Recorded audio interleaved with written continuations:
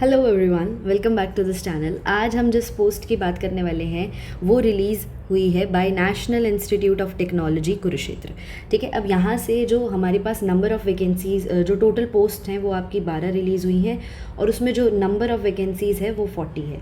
अब इसमें आप किसी भी उससे अगर ग्रेजुएशन आपने की हुई है स्ट्रीम से, you are eligible to apply for this post. Also ये सारी आपकी नॉन टीचिंग पोस्ट्स रहने वाली हैं as it is mentioned over here. ये देखो यहाँ पे ये नॉन टीचिंग पोस्ट्स हैं। अगर आप फ्रेशर हो तो यू कैन अप्लाई, क्योंकि इन्होंने कहीं पर भी एक्सपीरियंस के बारे में नहीं बोला है और ना ही इन्होंने असेंशियल में बोला है, ना ही डिज़ायरेबल क्वालिफिकेशंस में बोला है। So freshers can apply for this post. तो इसके लिए आपको करना क्या होगा, सबसे पहले you have to open this site. You can write nitkr.ac.in। उसके बाद ये आपके सामने पेज ओपन होगा and here you have to go to this advertisement, detailed advertisement number 21 2025 revise. जिस पे आप क्लिक करोगे एडवर्टाइजमेंट जो है वो आपकी ओपन हो जाएगी। Right, so let's go through the advertisement. सारी चीज़ें हम अच्छे से चेक कर लेते हैं एक बार। So this is the advertisement I was talking about. ये आपकी जो रिक्रूटमेंट रहने वाली है it is from of non teaching post. तो ऑनलाइन एप्लीकेशंस हैं जो आपको यहाँ पर सबमिट करने को रहेगा। यहाँ पर ये देखिए, आप पोस्ट अगर देख सकते हो तो यहाँ पर टोटल आपकी 12 पोस्ट्स हैं। ठीक है, नेम ऑफ पोस्ट यहाँ पे मेंशन है junior engineer in electrical, student activity and support sports assistant, library and information assistant. तो ये सारे आप देख सकते हो, these are all the posts available. इसके अंदर ब्रेक डाउन करके इन्होंने मेंशन किया है कि जैसे ओबीसी के लिए 1 रहेगी आपकी जूनियर इंजीनियर सिविल में, 2 वैकेंसी रहेंगी यूआर में, टोटल आपकी हो जाती हैं 3। ठीक है, तो ये ब्रेक डाउन करके इन्होंने मेंशन किया है, जिसमें हमारी टोटल वैकेंसीज़ की हम बात करें तो आपकी 44 रहने वाली हैं। लेवल पे लेवल की, अगर पे स्केल की अगर हम बात करते हैं तो वो आपका लेवल 3 से लेवल 6 तक जो है वो रीच कर रहा है, depending on the post you will apply. तो आपकी जिसमें भी एलिजिबिलिटी फॉल करती है आप उसमें अप्लाई करोगे। ठीक है, now let's move to the advertisement, go through the advertisement. यहाँ पर इन्होंने सारी आपकी असेंशियल क्वालिफिकेशंस एंड एक्सपीरियंस जो है उसको मेंशन किया हुआ है। For example if you want to apply for the post of junior engineer, तो यहाँ पर आपके पास होना चाहिए first class BE BTech in civil engineering from a recognised university, या फिर आपके पास फर्स्ट क्लास डिप्लोमा हो सकता है in civil engineering with excellent academic record. ठीक है, लेवल जो आपका पे लेवल रहने वाला है वो 6 रहने वाला है यहाँ पे। Moving on to the next, period of probation mostly सब में आपका 1 ईयर है, अगर कहीं चेंज होता है तो एक बार हम देखते हैं।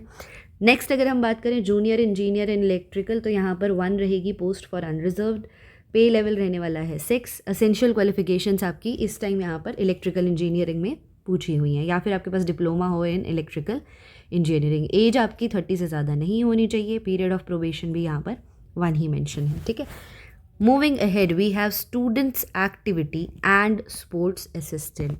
अगर हम यहाँ पर इसकी बात करते हैं, लेवल पे लेवल अगेन इज़ 6। यहाँ पर आपके पास फर्स्ट क्लास बैचलर डिग्री होनी चाहिए in physical education from recognised university और इंस्टीट्यूशन, और आपका स्ट्रॉन्ग रिकॉर्ड होना चाहिए कि आपने पार्टिसिपेशन शो किया है स्पोर्ट्स में, ड्रामा म्यूज़िक और इन सारी चीज़ों में। एज आपकी अगेन 30 ईयर से ज़्यादा नहीं होनी चाहिए। मोस्टली पोस्ट में आप देखोगे 30 ईयर्स मैक्सिमम बताई हुई है कि इससे ज़्यादा नहीं होनी चाहिए। इन वेरी फ्यू पोस्ट नीचे जाते जाते 27 किसी में लिमिट गिवन है। ठीक है, तो उसको हम देखते हैं। Moving ahead we have library and information assistant. यहाँ पर आपका पे लेवल अगेन 6 रहने वाला है। आपके पास यहाँ पर बैचलर डिग्री होनी चाहिए इन साइंस, आर्ट, कॉमर्स, इनमें से किसी पे भी। डिज़ायरेबल में क्या है कि अगर आपके पास पोस्ट ग्रेजुएट डिप्लोमा है इन लाइब्रेरी ऑटोमेशन एंड नेटवर्किंग, तो फिर उसको डेफिनेटली जो प्रेफरेंस है वो यहाँ पर दी जाएगी। Next is our technical assistant, जिसमें कि 11 आपकी वैकेंसीज़ हैं। यहाँ पर देखो, अब टेक्निकल असिस्टेंट आपका इन सब में रिक्वायर्ड है, तो ये भी इन्होंने ब्रेक डाउन दिया है। फॉर सिविल इंजीनियरिंग SC में 1 है, ST में 1 है, अनरिजर्व्ड के लिए 1 है। तो उसी हिसाब से इन्होंने यहाँ पर आपकी क्वालिफिकेशंस को बताया है। For example if you want to apply as a technical assistant for engineering discipline, तो आपके पास क्या होना चाहिए, BE या BTech in relevant subject from recognised university या फिर डिप्लोमा। ठीक है, नेक्स्ट आपके पास क्या होना चाहिए, अगर आप बिजनेस एडमिनिस्ट्रेशन देख रहे हो वहाँ पर आपके लिए आपके पास BE BTech या MCA जो है वो होना चाहिए इन रेलिवेंट सब्जेक्ट। ठीक है, moving on ahead, if you are looking up for technical assistant in science, तो आपके पास बैचलर डिग्री होनी चाहिए in science, specifically in chemistry, from a recognised university और इंस्टीट्यूट। या फिर अगर आपके पास मास्टर डिग्री है साइंस में, केमिस्ट्री में, वो भी कंसिडर की जा सकती है, right. Moving ahead we have personal assistant. Personal assistant की अगर हम यहाँ पर बात करते हैं तो यहाँ पर बैचलर डिग्री जो है वो आपकी किसी भी डिसिप्लिन में हो सकती है, ठीक है, या फिर इसका जो इक्विवेलेंट हो सकता है from a recognised university. Minimum speed जो यहाँ पर मेंशन की है that is 100 words per minute in stenography. यहाँ पर पे लेवल अगेन आपका कितना मेंशन है, pay level 6 is being mentioned over here. Moving ahead we have senior stenographer and stenographer post. तो इसमें आप सीनियर स्टीनोग्राफर में अगर आप देखोगे तो लेवल जो है पे लेवल विल बी 5। यहाँ पर आप अगर 10+2 हो, मतलब 12 पास हो, ठीक है, इक्विवेल या फिर इक्विवेलेंट हो फ्रॉम अ रिकॉग्नाइज्ड बोर्ड और यूनिवर्सिटी, तो that is the essential requirement कि इतना होना चाहिए। मिनिमम स्पीड क्या है यहाँ पर आपकी, shorthand will be 100 words per minute in stenography. ये सीनियर स्टीनोग्राफर के लिए है। डिज़ायरेबल में अगर आपके पास बैचलर डिग्री है इट्स वेल एंड गुड, कोई इन्होंने ऐसी वो मेंशन नहीं की है कि किस स्ट्रीम में होनी चाहिए। प्रोफिशिएंसी होनी चाहिए in computer word processing and spreadsheet with advance skills, right. So ये आपका सीनियर स्टीनोग्राफर के लिए था। Next we have for stenographer. Stenographer में जो पे लेवल आएगा वो 4 आएगा, अनरिजर्व के लिए है ये आपकी 2 वैकेंसीज़। यहाँ पर अगेन 10+2 होना चाहिए from a recognised board with minimum speed in shorthand will be 80 words per minute. Proficiency in computer word processing in spreadsheet. अगर आपके पास ये चीज़ें हैं तो ये इन्होंने डिज़ायरेबल में बताई है कि अगर ये चीज़ें हैं तो these things will be given the preference, right. Moving ahead we have senior assistant and junior assistant. अगर आप सीनियर असिस्टेंट की बात करोगे, टोटल यहाँ पर 3 पोस्ट्स हैं, पे लेवल 4 रहने वाला है। सीनियर सेकेंडरी होना चाहिए, 10+2 आप होने चाहिए from a recognised board. Minimum typing speed आपकी 35 वर्ड्स पर मिनट इन्होंने बताई है। प्रोफिशिएंसी होनी चाहिए in other computer skills, stenography skills and bachelor degree. ये डिज़ायरेबल है कि ये अगर आपके पास है तो definitely it will be given as the preference. Moving ahead we have junior assistant. अच्छा, आप अगर ऑब्जर्व कर रहे होगे तो यहाँ पे they have not asked for any experience till now here, so freshers are definitely eligible for this job, right. For junior assistant आपका वही चीज़ है कि आपका यहाँ पे टाइपिंग स्पीड चेंज हो जाती है 35 वर्ड्स पर मिनट, ठीक है। बाकी आपकी कंप्यूटर स्किल्स और इन सब में प्रोफिशिएंसी होनी चाहिए। सीनियर टेक्नीशियन की अगर हम बात करते हैं तो अगेन सिविल इंजीनियरिंग में भी रिक्वायर्ड रहेगा, mechanical engineering, electronics, computer applications and central workshop. तो अगर आप इंजीनियरिंग के लिए देखते हो तो आपके पास 10+2 होना चाहिए with at least 50% marks and ITI course of 1 year और higher duration in appropriate trade, ये असेंशियल है, ये होना चाहिए। या फिर आपके पास क्या होना चाहिए, सेकेंडरी जो है वो आपकी 60% मार्क्स के साथ होनी चाहिए और ITI आपका 2 साल का ड्यूरेशन का होना चाहिए। या फिर आपके पास डिप्लोमा हो सकता है ऑफ 3 ईयर्स ड्यूरेशन, है ना। नेक्स्ट आपका डिज़ायरेबल बैचलर्स डिग्री है, आपकी फील्ड में बैचलर्स डिग्री अगर है तो उसको प्रेफरेंस दी जा सकती है। Moving on to next we have technician. Again technician आपकी इन सब फील्ड्स में रिक्वायर्ड है, तो आप जिस फील्ड में यहाँ पर करना चाहते हो या आपकी एलिजिबिलिटी बनती है उसके लिए आपको एक बार क्वालिफिकेशंस जो है उसको रीड करना पड़ेगा। अगर आप इंजीनियरिंग में हो तो आपके पास 50% एंड 1 ईयर का ITI कोर्स होना चाहिए, 50% मार्क्स होने चाहिए एंड ITI जो सर्टिफिकेट है वो आपका 2 ईयर ड्यूरेशन का होना चाहिए। साइंस की अगर हम बात करेंगे तो 10+2 होनी चाहिए with science chemistry from a government recognised board and at least 60% of the marks.